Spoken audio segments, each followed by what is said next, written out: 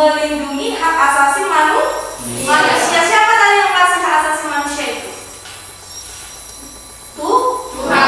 Tuhan yang Maha Esa. Tuhan yang Maha Esa, dialah yang memberikan hak asasi manusia tersebut, ya. Pelanggaran hak asasi manusia itu adalah setiap perbuatan yang melawan hukum, mengurangi, menghalangi, dan membatasi atau mencabut hak asasi manusia. Contoh pelanggaran HAM. Padahal seorang oknum polisi, tapi dia melakukan masyarakatnya dengan tidak baik, ya. Kemudian ini dia, ada banyak kasus-kasus KDRT juga, yang istrinya lah yang dipukul atau anaknya lah yang dipukul. Dalam keluarga juga sering terjadi yang namanya pelanggaran hak asasi manusia, ya. Supaya masyarakat tahu apa sih hak itu, terus bagaimana kita cara menghargai orang lain, seperti itu. Kemudian melakukan pendidikan HAM.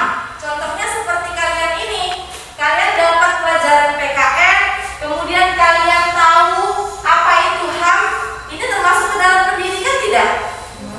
Termasuk. Kemudian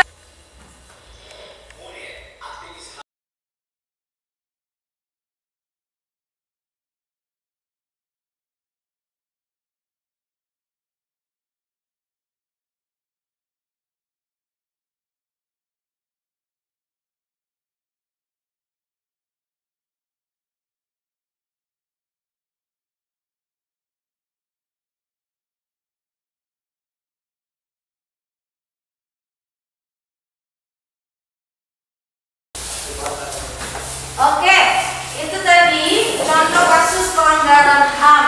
Salah satunya itu adalah Munir. Nah, sekarang tugas kalian, gitu kan? Itu sudah ada yang membagikan LKPD, ada? Coba dibuka LKPD-nya. Dan itu sudah bagi kalian ke dalam kelompok yang terdiri dari 3 kelompok. Boleh dilihat nama-namanya, kemudian boleh dilihat tugas yang akan dibahas, ya. Nah, sekarang coba bergabung dengan kelompoknya masing-masing. Silakan.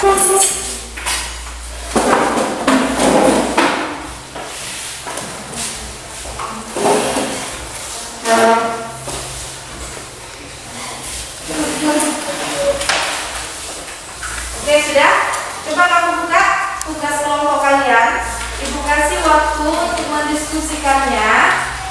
Nanti setiap kelompok presentasi dan kelompok yang lain itu menanggapi, memberi pertanyaan seperti itu. Jadi harus ada keaktifan antara siswa, ya. Bisa? Nah, sekarang boleh kalian bahas. Silakan dibahas masing-masing tugas kelompoknya.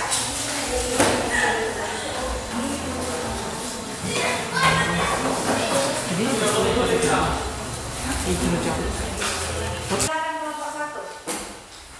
Tugas kelompok kami yang menjudulnya menganalisis pelanggaran HAM yang terjadi di lingkungan peserta didik, baik lingkungan keluarga, masyarakat, sekolah, dan apa penyebab pelanggaran dan cara mengatasi agar tidak terulang kembali.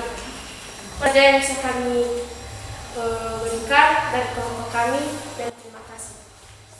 Kita buka sesi bertanya, ya. Kita mulai untuk sesi pertama. Silakan bertanya apa yang mau ditanyakan untuk kelompok 1. Dimulai dari kelompok berapa? Kelompok 2, ya? Iya. Siapa pertanyaannya? Silakan sebutkan nama, terus dari kelompok mana, kemudian apa pertanyaannya. Saya dari kelompok 2. Nama saya Okianus Debua. Saya mau bertanya, apa yang dimaksud dengan diskriminasi? Dengar ini dulu. Baik, nama saya Saudara Debua dari kelompok 2. Saya mau bertanya, bagaimana cara mengatasi kekerasan dalam rumah tangga? Oke, silakan dijawab. Siapa yang mau menjawab? Saya bukan. Ya. Baik, pertanyaan dari teman kami Ovianus di kelompok 2. Apa yang dimaksud dengan diskriminasi? Diskriminasi adalah perlakuan terhadap sesama warga negara maupun banyak perbedaan warna kulit, suku, ekonomi, agama, dan sebagainya. Jika kurang paham, mana? Ovianus? Sudah paham? Ya, pembedaan antar diskriminasi tadi, perbedaan antar warna kulit, ras, gitu ya, adanya pembedaan. Gitu. Ya, paham ya? Yuk lanjut. Siapa lagi yang mau menjawab, silakan. Pertanyaan dari Sadaria, cara mengatasi kekerasan dalam rumah tangga, itu caranya berkomunikasi antara keluarga untuk memahami situasi dan keadaan pendapat pengeluaran dalam keluarga serta adanya kerjasama dalam memenuhi kebutuhan keluarga.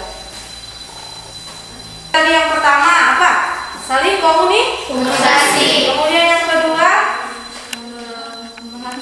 memahami situasi dan kondisi yang ada di keluarga.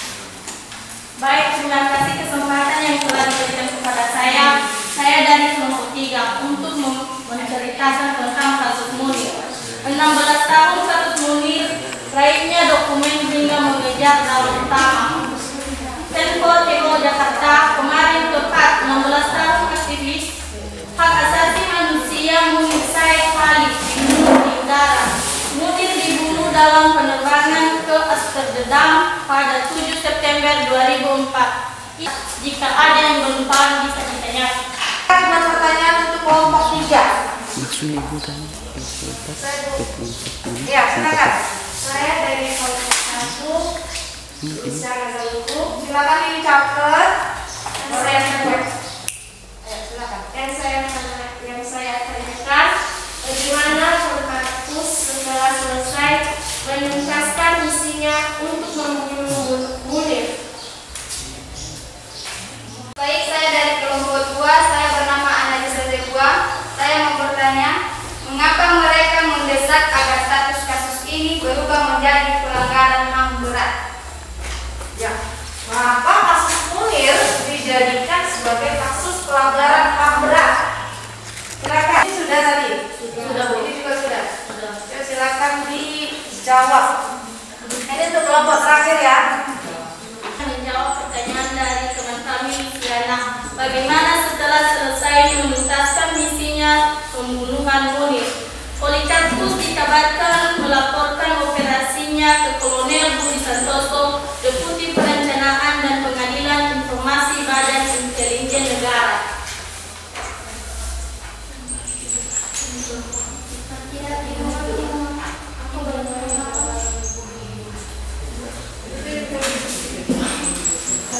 Ada pertanyaannya apa? Pertanyaan saya tersebut, bagaimana Polikarpus setelah selesai menuntaskan misinya untuk membunuh Munir? Iya, maksudnya gini, setelah Polikarpus itu membunuh Munir melalui memberikan minuman di pesawat itu, apa yang terjadi setelah itu kasusnya? Bagaimana sih Polikarpus pada saat itu setelah terjadi kasus itu? Apa yang terjadi? Iya, bebas. Dia apa sih Polikarpus pada saat itu?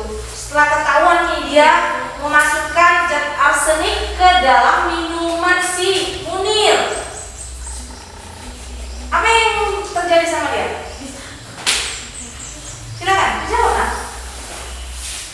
Polikarpus dikabarkan melaporkan operasinya ke Kolonel Budi Santoso, Deputi Perencanaan dan Pengadilan Informasi Badan Intelijen Negara.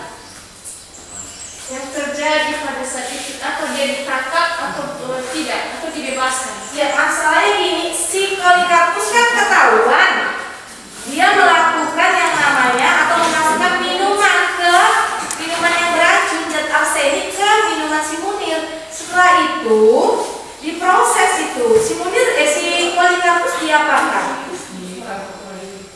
Ditangkap. Ada di situ ditangkap. Itu maksudnya. Kamu jelaskan. Bisa menjadi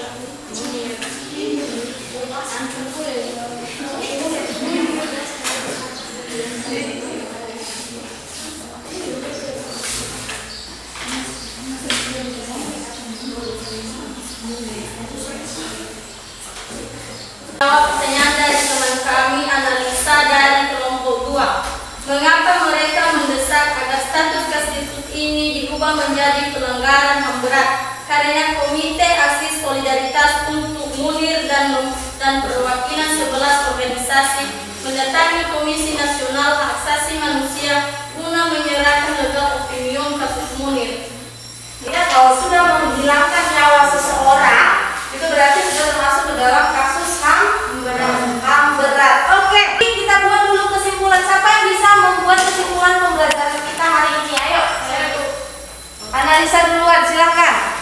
Baik, saya akan mengambil sebuah kesimpulan dari materi yang sudah kita pelajari pada hari ini tentang hak asasi manusia.